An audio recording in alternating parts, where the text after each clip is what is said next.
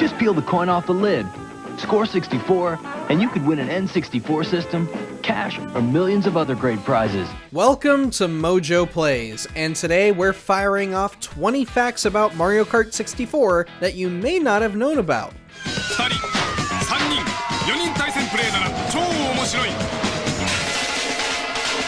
Before we begin, we publish new videos all week long, so be sure to subscribe to MojoPlays and ring the bell to be notified about our latest videos. Nerfed for multiplayer.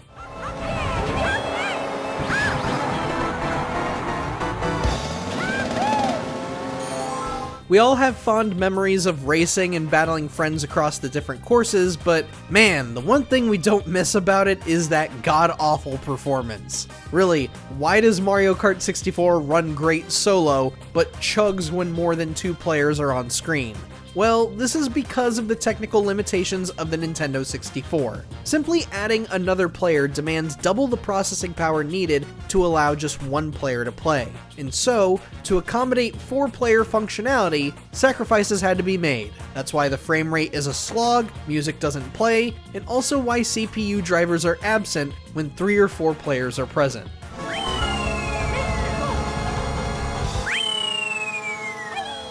Mario Kart 64.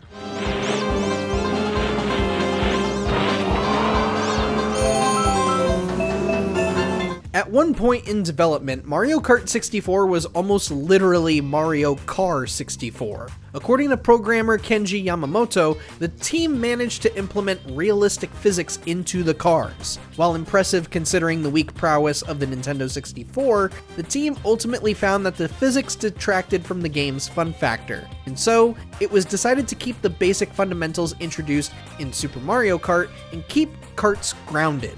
However, Mario Kart Double Dash would integrate physics into its karts, which was a blessing or a curse depending on who you ask. The series hasn't looked back on that since.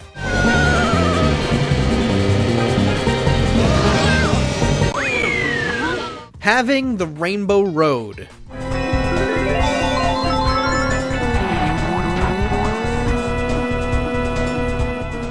Mario Kart 64 hides a few shortcuts only possible with the use of a mushroom or superstar, but Rainbow Road has one that you may or may not have thought to try, and it's right at the very start of the course. The starting line is super high above much of the course, high enough that at the right speed gives you enough room to jump off and land halfway across the track. Funny enough, the game registers your placement even if you miss the jump and will reset you on the course as if you really did just drive halfway through the course. Suddenly, Rainbow Road isn't this egregiously long 5-minute course anymore.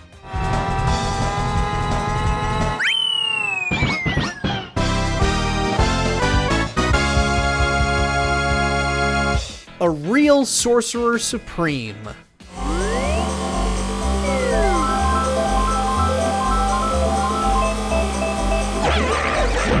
It's rare that we ever hear about characters getting cut from a Mario Kart game, but in the case of Mario Kart 64, one Koopa got the axe. Early screenshots and gameplay clips in various gaming outlets show that MK64 had Kamek as a playable character. Indeed, the Sorcerer was to be a part of the game's roster until Nintendo found an alternative. After much thought, the team deemed Donkey Kong to be a better fit. Kamek wouldn't make his playable debut in the series until 2019's Mario Kart Tour on mobile. His eventual inclusion in Mario Kart 8 Deluxe's waves of DLC was a bigger deal though.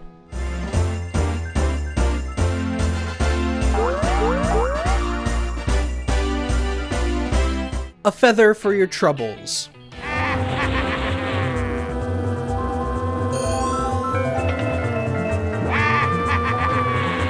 Another interesting snippet of early builds of MK64 is the Cape Feather. Yes, this item from Super Mario Kart was present in screenshots before release, and few folks ever noticed its sudden and unceremonious exodus. As to why it was ultimately removed from MK64, nobody really knows. It was even seen in a screenshot of the game that was present on the box of Nintendo 64 consoles. Regardless of the reason, this would mark the start of a lengthy dormancy for the Cape Feather. The power-up wouldn't be brought back until Mario Kart 8 Deluxe in 2017, and it has since popped up as a regular item, as if it never left.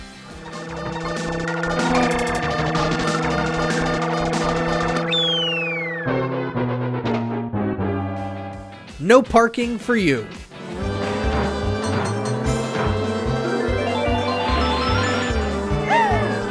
During its development, MK64 was to include a couple of courses that were ultimately cut from the final build. One of these courses was a structure that resembled a parking garage. In an interview with gaming outlet MojoPlays, visual director Tadashi Sugiyama revealed that the course would have players race around and around until they reached the very top. Unfortunately, those that played the course found themselves feeling a bit disoriented by the end of the course, and so it was removed. No geometrical assets can be found in the files, but there are textures that are specifically labeled for the course, such as the numbered floors to put on walls and floors. Here I go. I'm Wario. I'm gonna win. Cheating the Garlic Muncher.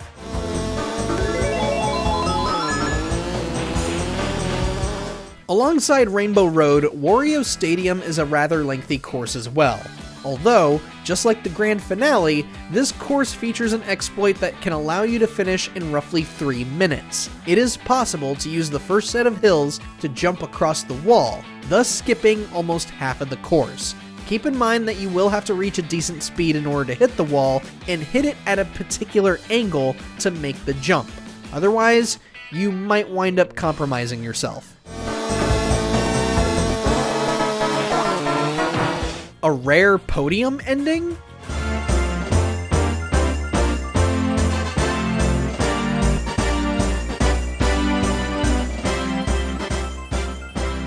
By now, we're all familiar with the standard requirements to win or lose in Mario Kart. Finish in first, second, or third, and you get the cup. Come in fifth or below on any of the races, and you'll have to retry the course. But what happens if you come in fourth in the entire cup? Well, shockingly, MK64 considers fourth place to be good enough to progress, but if you finish the entire Grand Prix in fourth place, well, you'll be given an ending that very few players have seen to this day. Your character will be shown watching the award ceremony from a distance before sadly driving away and getting blown up by a mini bomb cart. What a pity indeed.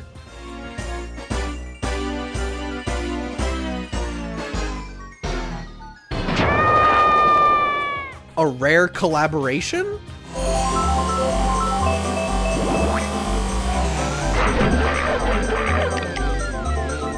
If you actually sit through the end credits of the games you love to play, you may find some interesting people who have worked on other games you might have played. In case you don't pay attention to this stuff, you may be interested in hearing that the legendary studio Rare actually did a bit of work for Mario Kart 64.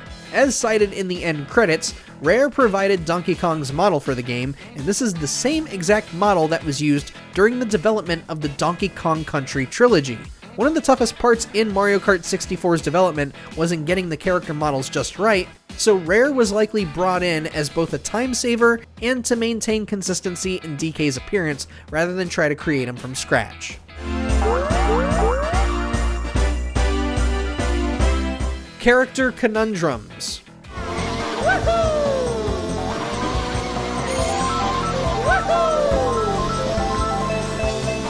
While we're on the subject of developing the character models, yes, creating the sprites for the characters was deemed difficult by one staff member.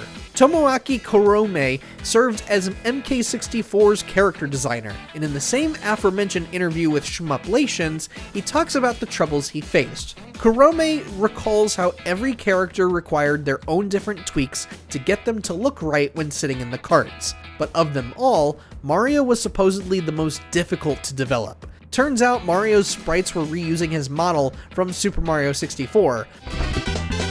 Here we go! But Kurome was finding all kinds of inconsistencies across all of the different animations for Mario. And so, the plumber turned racer needed a lot more tweaking than the rest of the roster required. On top of that, every character was modeled and animated from just about every possible perspective the player could have, which, according to Kurome, meant the number of animations needed reached into, quote, thousands or maybe even tens of thousands, end quote.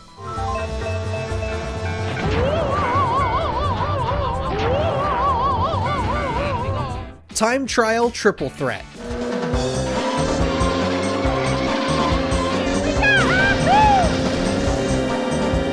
What some of us may not realize is that MK64 marks a major milestone in the franchise's development, as this was the very first game in the series to incorporate time trials. This part of the Mario Kart series has become such a staple that it now features an entire community separated from the core gameplay. But the odd part about MK64's own time trials is that the staff ghosts you can challenge are not as diverse in character selection as later installments would become. Every staff ghost you come across will only use Mario, Luigi, or Peach, and funny enough, these are the only 3 staff ghosts in the entire game. And you'll be able to race them on Mario Raceway, Luigi Raceway, and Royal Raceway respectively.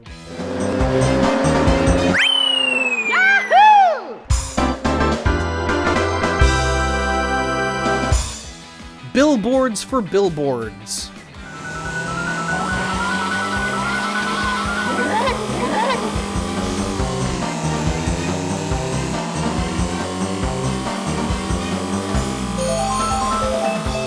Speaking of the different raceways, you'll notice that many courses are decorated with fake product placement. You may even recognize some of the font choices, and logo designs are clearly parodying prominent real-life brands. The thing is that some of these parodied brands are missing key iconography to really drive the jokes home. The reason for this is because some of the parodies of brands aren't exactly kid-friendly. To avoid possible litigation and controversy, Nintendo would alter some of these parodies in the international versions of MK64. The Japanese versions are a little more explicit in which brands the images are parodying.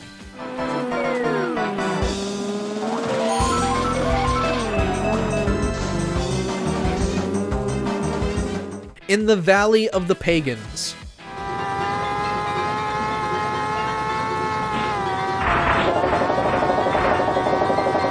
This is the last shortcut-related entry, and it's a shortcut that not all MK64 fans may be aware of. The Rainbow Road one has been covered to death, and the Wario Stadium exploit has been shoveled up here and there. But Yoshi Valley has a more bizarre and much trickier exploit. For some reason, the starting line's detection zone stretches into a small part of the pit that separates the starting line from the rest of the labyrinthian track.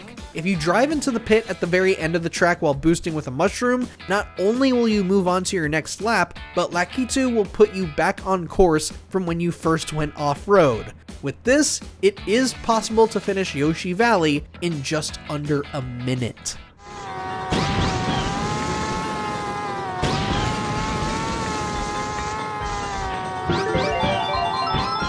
Pro Sweatlord mode.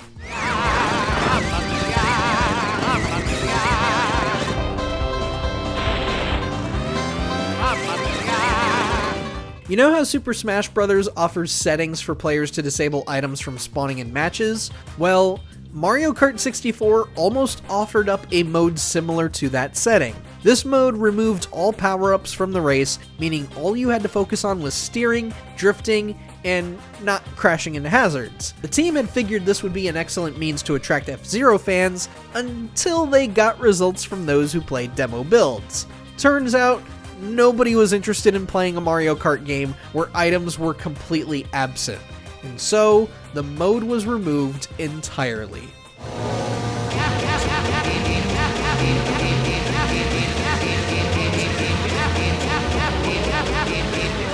Everybody loves Marty.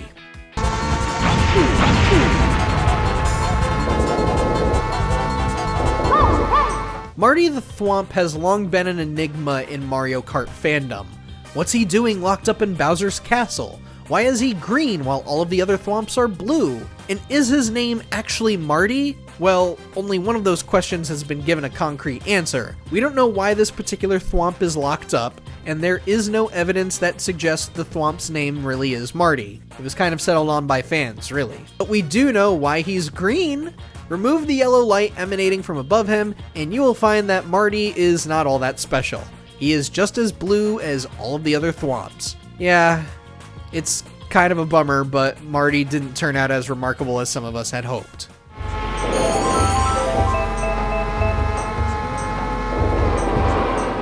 Remnants of SNES past.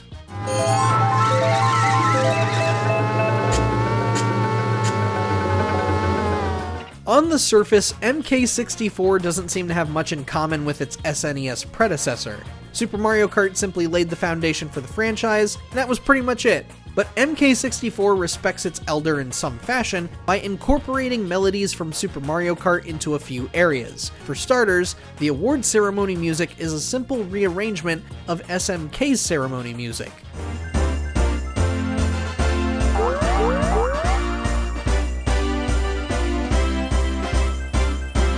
Then, if you listen to Banshee Boardwalk, you'll notice some parts of the music are taken from Ghost Valley.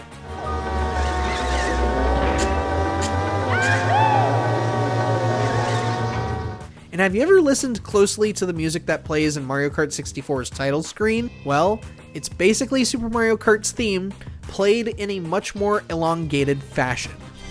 Welcome to Mario Kart.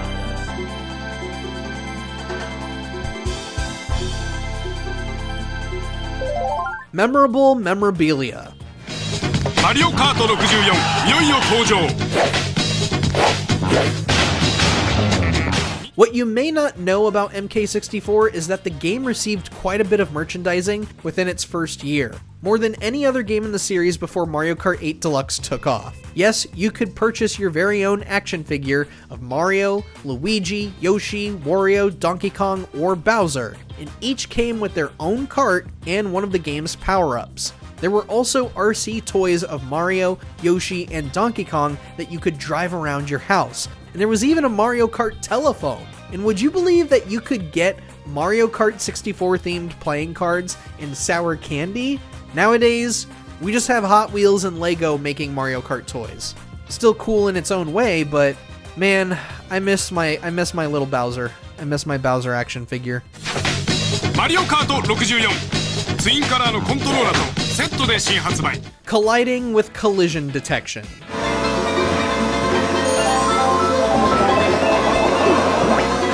While Kurome was struggling in getting characters to look just right from every possible angle, the programming team led by Masato Kimura was having issues of their own. Between every aspect of MK64's development, Kimura has stated that the most difficult part of the entire process was getting collision detection to work. For starters, this was a drastically different game to make compared to the simple 2D assets of Super Mario Kart. Compared to that, MK64 was much more complicated, as every piece of geometry needed to be registered as a solid object.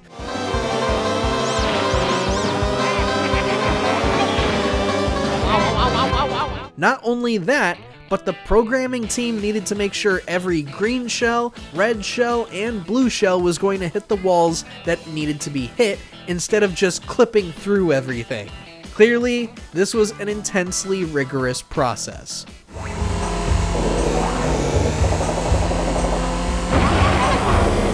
Tripped at the finish line.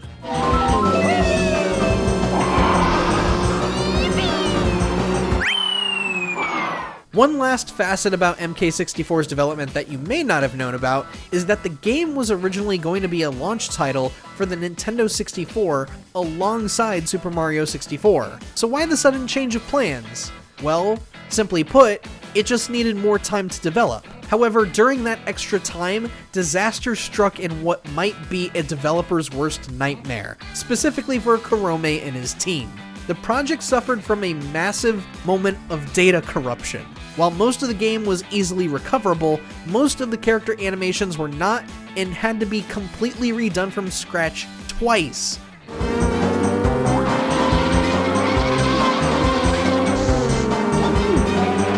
Don't worry, this setback did not deter Kurome from working on another game ever again. In fact, Kurome would go on to work in UI and visual effects for even more Nintendo games after this, with games including The Legend of Zelda Ocarina of Time, Big Brain Academy, Pikmin, and he even served as supervisor for Super Smash Bros. Ultimate. But this little hiccup is not the last interesting part about MK64's history.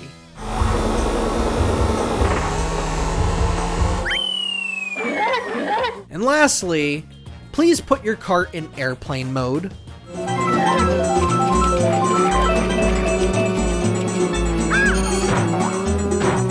Believe it or not, Mario Kart 64 was not a console exclusive. Neither were many other N64 and SNES classics from Nintendo. Would you believe that Mario Kart 64 was playable on a completely different device called a LodgeNet?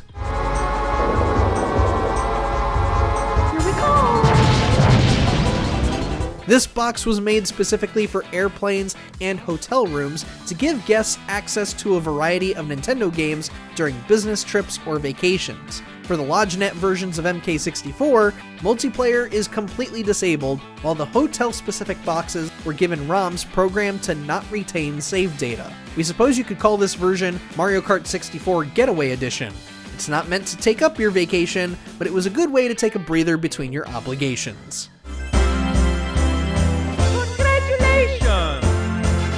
I'm Luigi, #1. What's a fascinating tidbit that you know about Mario Kart 64? Let us know down in the comments, and be sure to subscribe to MojoPlays for more great videos every day.